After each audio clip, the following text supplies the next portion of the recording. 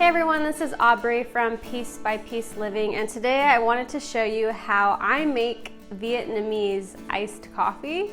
So for Vietnamese iced coffee, you have to have one thing. If you don't have this, well, two things, but one thing, if you don't have this, it's not gonna be right. And most people don't have this. You have to have a Vietnamese fin. I think it's P-H-I-N, fin. And it is a brewing system designed to kind of be like a coffee pour over, and then also designed to be like a French press. So it's a coffee pour over, and I'll do some close-ups of this, but it's a coffee pour over because it has holes on the bottom. And then it's also like a French press because it has this weighted metal piece inside. And my particular metal piece, it screws in to kind of really apply pressure to the coffee. So it's just a different way to extract the coffee. So to make Vietnamese coffee, you must have the fin. Also, you should have Vietnamese coffee. When I first started testing out the fin, I didn't have Vietnamese coffee, and I was just using normal coffee. But I wanted it to be more authentic, so I went out and purchased some Vietnamese coffee. This is from Vietnam, and this is from the brand, I'm probably gonna say it wrong, but I think it's Nguyen Coffee Supply. And I will try to link her like Instagram or something down below so you can purchase the coffee. Now, not gonna lie, this coffee is kind of expensive. Altogether with tax and shipping, it was $18 for one pack of coffee. And the reason why it's more expensive is obviously because it's not from the US and because it is organic. So when you're dealing with organic coffee, it's gonna be a little bit more expensive. For my organic coffee, I normally buy Aldi's, which is like $6 for a bag. So going from $6 to $18 is kind of a lot. For the sake of making this an authentic Vietnamese coffee recipe, I really wanted to use Vietnamese coffee. And I want to see if it tastes different because I've actually never made this with Vietnamese coffee. So we're gonna give it a try. Anyways, let me go ahead and go over some of the other ingredients you are going to need for this Vietnamese iced coffee recipe. So like I said before, to make this recipe, you're going to need a fin, which is a coffee maker, and it just has a different extraction process. And then you're also going to need coffee, preferably Vietnamese to make it more authentic. And then normally Vietnamese coffee is either black or it's sweetened with condensed milk, not milk, or not a milk alternative. And the condensed milk obviously makes it really sweet. And it also makes the coffee just have like a thicker, richer consistency. You can control how much you use because you're making it yourself. So if you only want it to be a little bit sweet, then just add a little bit.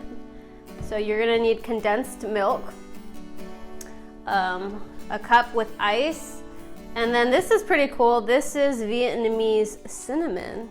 Now I've tried this out and I'm not sure if it really tastes any different from normal cinnamon that you would get anywhere else. But I thought, might as well keep it in the same category of Vietnamese items. And then lastly, this is not authentic at all. I noticed the coffee can be a little bit strong when I make it, and I really do like the condensed milk, but sometimes I just need the coffee to be a little bit more on the lighter side or watery side. So I will go ahead and add a splash of almond milk just to kind of balance the flavors out. Okay, so let's go ahead and make the Vietnamese iced coffee. Okay, so for the first step, you're going to go ahead and grind your coffee beans. For this particular recipe, I'm using 3 tablespoons of coffee. Now, I am not exact when it comes to coffee. You could go ahead and pull out your scale and measure the coffee in grams, measure the water in grams. I am not that precise, so I'm just kind of eyeballing everything, and so far it's tasted pretty good, so I think it's working. The next thing I'm going to do is put 2 teaspoons of sweetened condensed milk inside my cup. I have seen other people put like a 1/4 cup of this stuff, and that is just way too sweet. So I find that 2 teaspoons for me is just right. If you want to put more, that's completely fine. I bought my sweetened condensed milk at Aldi because they actually sell organic sweetened condensed milk, which I think is pretty cool. Now we're going to assemble our fin. So you're going to place the bottom portion of your fin on top of your cup, followed by the actual fin. And then inside that, we're going to place our coffee grounds. And sorry that you can't really see it, my camera cut it off. But you're gonna place your coffee grounds inside, and then you're gonna go ahead and level off your coffee grounds. That way the water goes through it evenly. And from there, you're gonna get your metal insert. Sometimes it screws in, sometimes it just sits on top. Mine screws in. So you're gonna go ahead and do that and put it all on top of the cup as straight as possible. The next thing you want to do is pour some hot water inside your fin. I'm using about 1 teaspoon of hot water. Now before I started everything, I boiled some water, and while I was prepping everything else, I let the water cool slightly. So now with that hot water, not boiling but hot water, I am using that to bloom my coffee, and I am blooming it for about 30 seconds. Once your coffee has finished blooming, go ahead and add the rest of your water. I am adding water all the way up to the top of my fin because of the size of the fin that I have. It's a perfect ratio of the top of the fin being filled with water to 3 tablespoons of coffee beans. However, if you have a larger fin, you may need to adjust the amount of water that you're using. Now here is my favorite part about making Vietnamese iced coffee. I absolutely love the way that this coffee pours into the cup. There's just something super relaxing about it, and I just love it. This extraction process or brewing method takes quite a bit of time, about 5 to 10 minutes to actually brew 1 cup of coffee. But let me tell you, it's well worth the wait, and it's also really peaceful, like I said.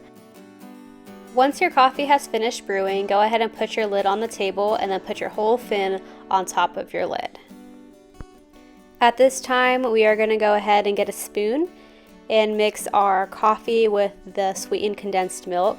Now, as you can see, this recipe does not produce a lot of coffee, so I eventually do want to purchase a fin that is a little bit larger, maybe like a 12-ounce fin. I believe the one that I have now is a 6-ounce.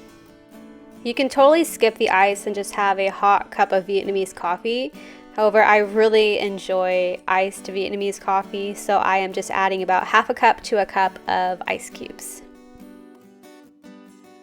Here is where my recipe strays away from being traditional. I actually put a splash of almond milk in my coffee just to water it down a bit because it is kind of strong, but I do realize this is not the traditional method. And then I end my recipe with a few dashes of Vietnamese cinnamon. So I hope you all enjoyed this Vietnamese iced coffee recipe made with the fin. This is my iced coffee. I'm gonna give it a try. Looks really pretty. Very good. It's not too strong like the other coffees that I was using. It's very like balanced. It's not sour. It's really good. So for the Vietnamese iced coffee, when you make it with a fin, you kind of do have to reserve a little bit more time because this method of brewing coffee does take a little bit more time than just pressing a button on a Keurig. But I'm telling you, this is well worth the effort that you're gonna put into it. It's well worth the wait. And to be honest, making the coffee is kind of relaxing and I really like it. So I hope you guys try this iced Vietnamese coffee recipe. It's really tasty. I love the coffee beans from Nguyen. I'm probably saying that completely wrong, but that brand of coffee beans, Vietnamese coffee beans, is really good and I highly recommend it. So thank you for watching and bye.